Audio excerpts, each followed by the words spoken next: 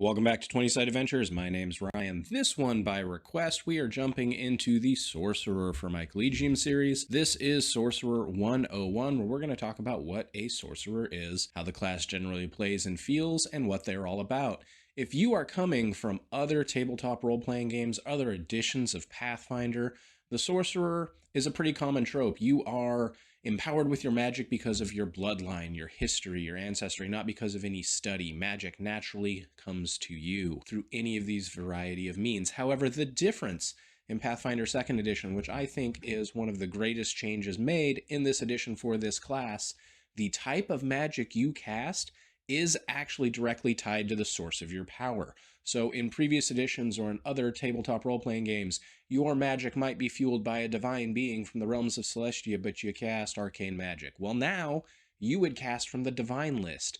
If your ancestry comes from a fey creature, you now use the nature spell list, and so on. This makes sorcerers an incredibly versatile class. And here on 101, we're going to go through the basic class chassis, things to expect with the class, and things to keep your eye on. As always, if you like what we're doing here on the channel, please give a like and subscribe down below. Also, if you're interested into my writing and what's going on in my personal campaign around my table, I've been doing detailed write-ups on Substack in a more novella-style writing of each session, breaking out even further what's going on at the table. If that's something of interest to you, check out my Substack. Link is in the description below. And as always, the easiest way to support the channel, leave a comment. I love chatting with you all about Pathfinder. With no further ado, let's get into Sorcerer 101.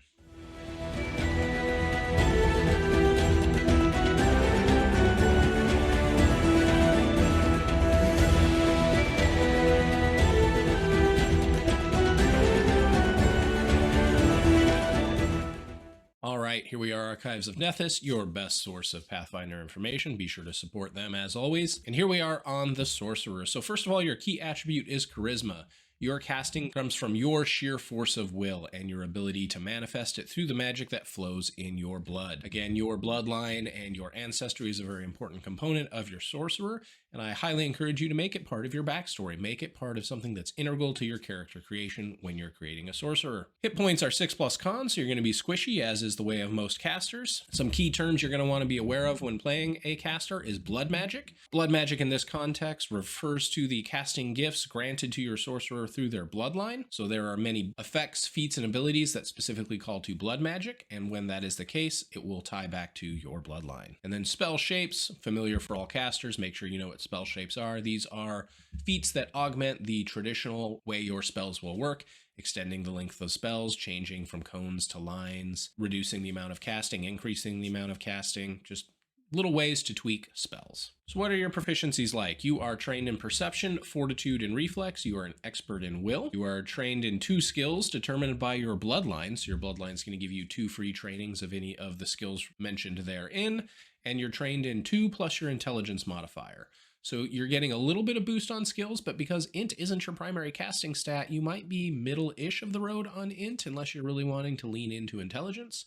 So you might be a little skill deprived on this class depending on how you put them together. You're trained in simple weapons and unarmed attack, which is fine because you really shouldn't be up front and hitting people with things. Defense, you are untrained in all armor and you are trained in unarmored defense. So they specifically call out you are not trained in armor.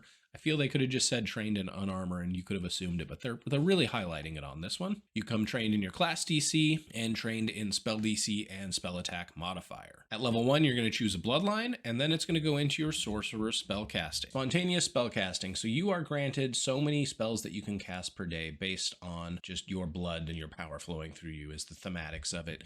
While it's never called this in the rules, I really prefer to think of it as charges. So when you level up, you gain so many charges of that spell rank that you can cast per day.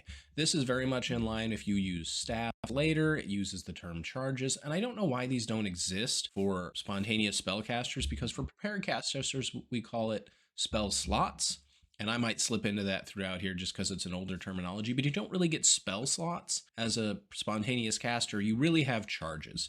So at level 1, you get 3 charges, and that's how many spells you can cast per day. If you want to use those charges to cast Force Blast 3 times a day because you know it as a first rank spell, then you can cast Force Blast 3 times using 1 charge each. As you increase in level, you get more spells per day. So at 2, you can now have 4 charges. And then when you hit 3rd level, you're going to learn 3 charges for a 2nd rank spell, and that'll bring us into spell repertoire. So for your spell repertoire, you get to know 2 1st rank spells when you have 3 charges. You also then know a spell from your bloodline, so now you have 3 spells that you know and 3 charges. When you gain your first access to 2nd level spells or 2nd rank spells, you're going to gain 3 more charges and get to learn 2 spells.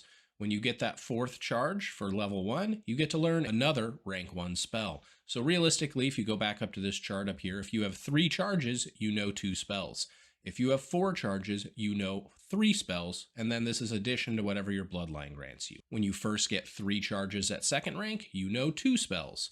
When it goes up at 4th level and you get 4 charges, you now know 3 spells, plus your blood. Hope this helps make this a little clearer. You can heighten spells as normal. If it's a 1st level spell, you can know it in a 2nd level spot. Now, one of the tricks in this compared to a prepared caster, with your limited known spells, if you want to know the spell in a higher slot, you have to know it in a higher slot, and it's going to take a spell known from you at that level. So that is some of the trade-offs of a spontaneous caster. When you gain a level, you can, however, swap out spells that you knew. So you can change out these spells. They're not chosen for the duration of your character, but they happen at level up. So when you train, you're pretty well locked in unless you have time to do a retraining activity during downtime. Then you can swap out these spells during a retrain. Sorcerer's Potency. This is a unique aspect of the Sorcerer where when you cast a spell that deals damage or restores hit points, you gain a status bonus to the spell's damage or healing of the spell's rank. So if it's a rank 1 spell, you get a +1 bonus to damage and healing. If it's a rank 6 spell, you get a +6 bonus to damage and healing. Feats as normal at 2, and then at 3 you get signature spells. Signature spells is something that's pretty common across spontaneous casters. However, it is a vital way to build out your repertoire. Starting at 3, for each spell rank you have access to, you can choose 1 spell that becomes a signature spell.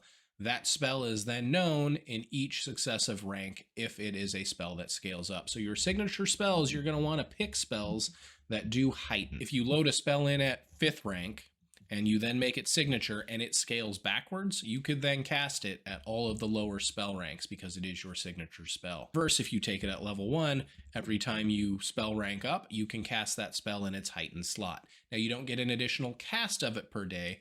As a spontaneous caster, you have it now available to you to cast from the spells you can cast per day. From there, your progression is pretty standard. You're going to get saving throw increases, proficiency increases, right in line with most other classes that are casters. At 17, you get to take all your will saves that are successes and they become critical successes instead. So not a lot on the class chassis that you really have to know once you get to level 3. Once you figure out how to learn your spells and how to add your spell repertoire, you're pretty much good to go with your sorcerer. And then your bloodlines are going to impact a great deal of your selection because that's going to dictate extra spells you gain, focus spells you have access to, and things of that nature. All right, guys, that is Sorcerer 101. As always, if you like what we do here, please give a like and subscribe down below. It's much appreciated, and the easiest way to support the channel, leave a comment. I do appreciate chatting with all of you.